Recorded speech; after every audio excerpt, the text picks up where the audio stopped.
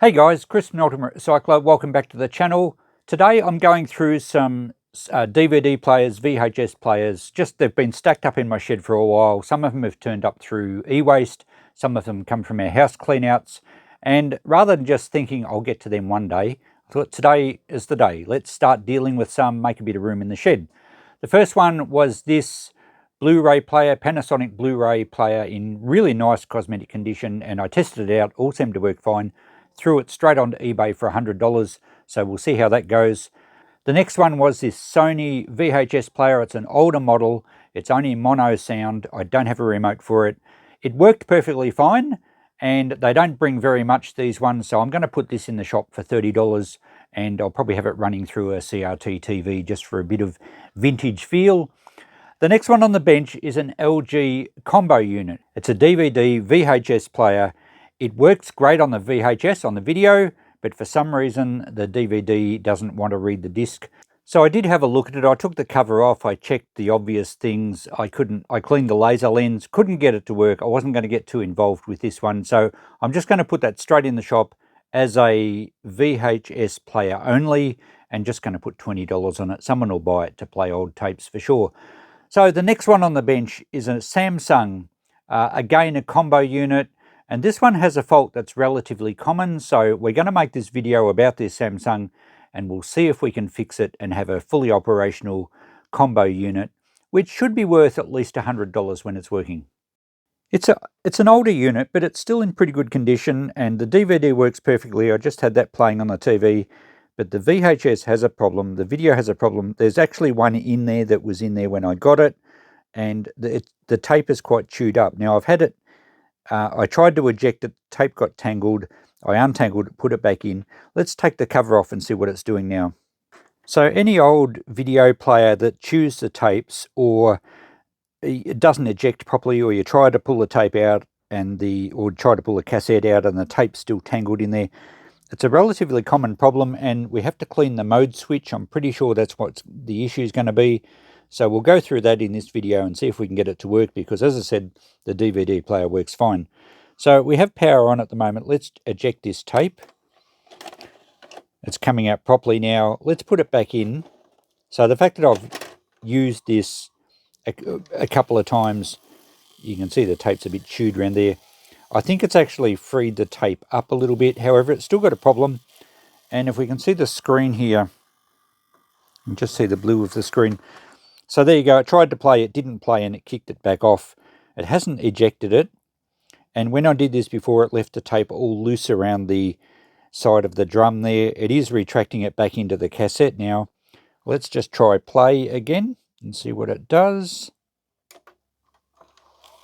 So it pulls the tape around the head, and we've got nothing. Oh, a bit of a, you can just see the edge of the screen. It's a bit fuzzy. It's not playing. The spools aren't turning.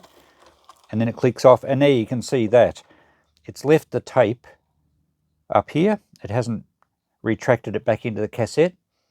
And what happens now if you try to eject the tape, it only gets so, oh, it has flicked it up. Sometimes the tape gets caught around this mechanism in the middle, then you go to pull the cassette out and it won't come out because the tape's wrapped around it.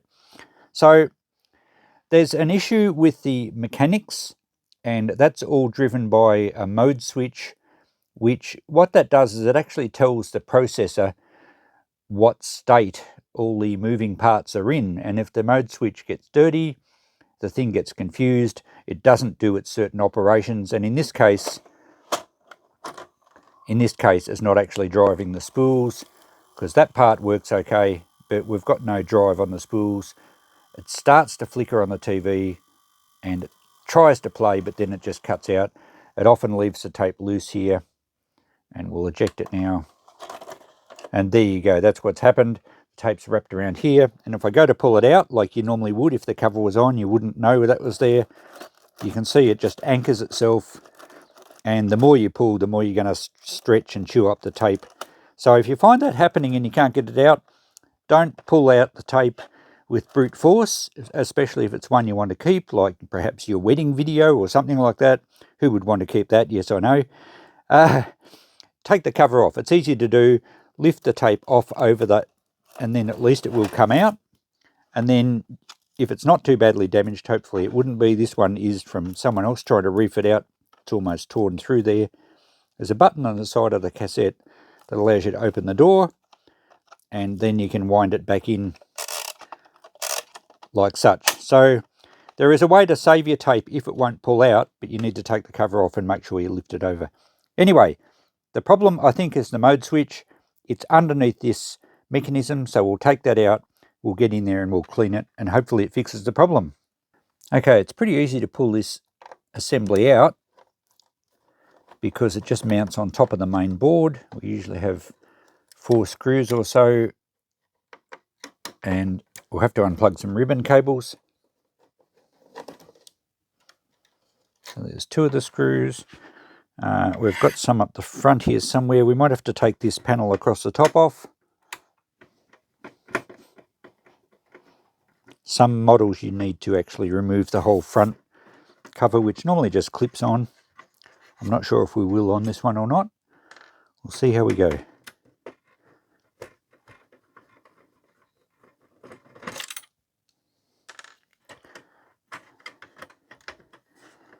Alright, we'll have to unclip this top part anyway. That will do it. Now there's 1 screw down here. There might only be the 3 screws.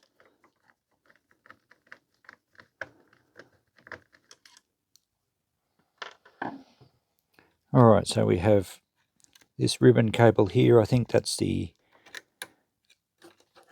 sound audio, and the ribbon cable goes into this loading motor. That might actually can stay there, I think, because I'm not sure if they're attached underneath or not. And of course we have the cable to the head. Right, we'll try and lift it out. Oh, there's 1 screw at the back here I missed. So there is 4. Now we should be ready to lift out. Some of them plug onto the circuit board. There we go, we didn't have to unplug those ones. And so we have a control, we have all the gears and sprockets here. The belt looks okay. And the mode switch, I think, is down here. And that needs to be timed with whatever drives it, which is probably that blue gear. So they will have timing marks, but if I leave it untouched, it should be okay. We'll take note of where the timing is on the mode switch. In fact, we can see this one's actually timed there. There's a dot on the white gear and there's a dot on the blue gear, and they line up perfectly. So that's probably home position. There's also a dot at the top, which lines up with a little mark on the metal bracket here. They're all going to be different, but they should all have timing marks. And likewise, this mode switch will have a little timing mark somewhere. Let's have a closer look. Okay, I've zoomed in a long way here, and we can see, if a screwdriver's in focus, that there's a little arrow right at the tip of the screwdriver, and it points to this little post on the gear. So that's set up and timed for the home position, which the other mechanism is as well, so that when it all goes back together, it's timed. Okay, now, I think this just lifts off. So I'm just not sure how this one comes apart. I don't want to take the whole switch off the board. To do that, I would have to get underneath and unsolder the pins. I think the top section that rotates should lift off. It's got a couple of plastic clips either side, but I think that holds the whole white section in. But we need to get inside it to clean the contacts, because that's where the trouble will be. Let's try lifting with the pliers. No, it doesn't seem to want to lift off there. Not easily anyway. Maybe a small screwdriver. Maybe we need to flex these black clips back. Yeah, that's it. We've got to bend the black clips back on this one. Got one back.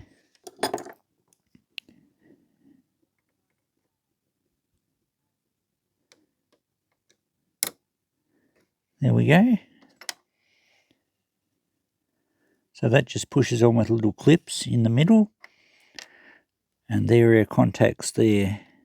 So these work differently to some I've seen. Some have little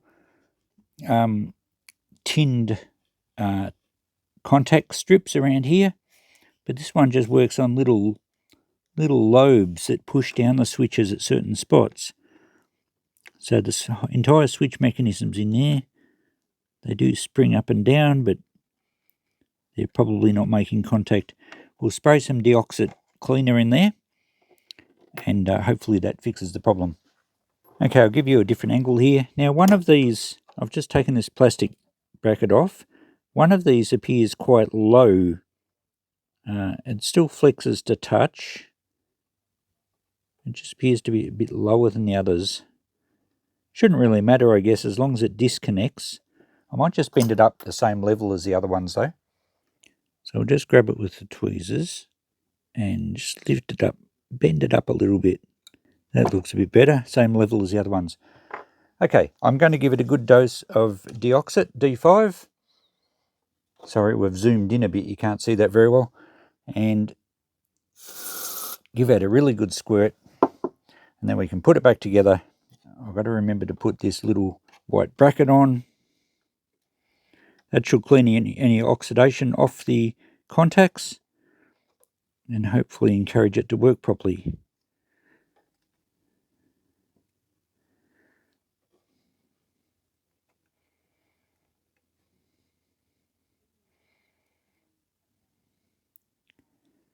That's in the right spot.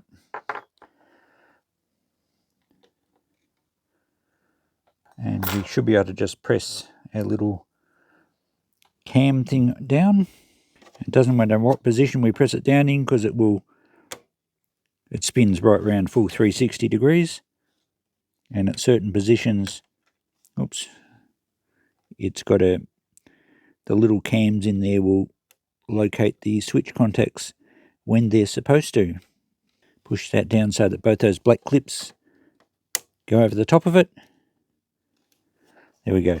That's back together, and that should be pretty good. The deoxit will lubricate it and clean the contacts. Doesn't matter they've got a bit extra in there, it'll evaporate and hopefully leave the switch nice and clean. Right, we can put it back together and give it a test. Okay, so I'll drop this in here and make sure everything locates properly.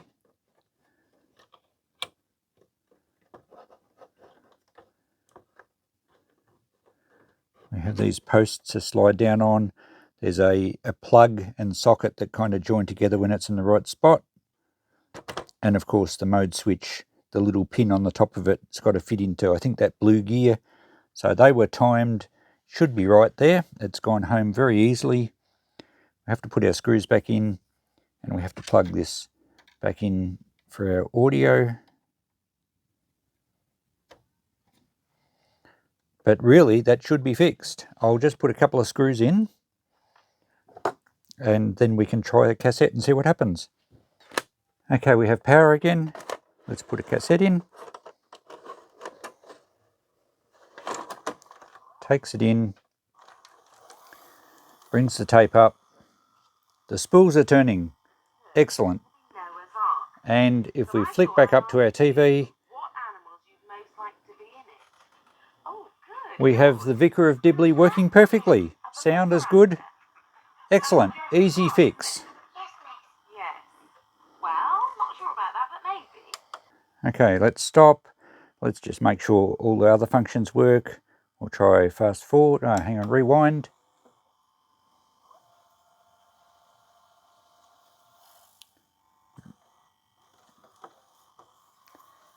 There we go, going through its motions, rewinding properly. Let's stop that. Fast forward. Beautiful. And importantly, eject and make sure it doesn't leave the tape loose. So we'll stop it. Oh, it's already stopped. Eject. Put the tape back in, slides it out, no tape tangled. Perfect. That's a really easy fix, and it's common on all sorts of video players, whether they be combo units or just a VHS player. And here we go, it's all back together. I've been playing it for a while. It works perfectly on both the DVD and the VHS. So happy to get that fixed. Relatively straightforward as you saw, but every single brand seems to be different in the way that they've placed the mode switch and what type of switch it is, but they all seem to have trouble with the switch getting dirty. So I think it's part of a normal service. The head didn't need cleaning on this one. It played beautifully. So I'm going to put this in the shop for 100. I did check eBay. There was quite a few, probably half a dozen, that had sold recently or over the last month or so, and most of them made over $100 plus postage. So I think I'll get 100 for this in the shop. I don't have a remote for it, but some of the ones online didn't have remotes either. But at least I've established a fairly accurate price for this one.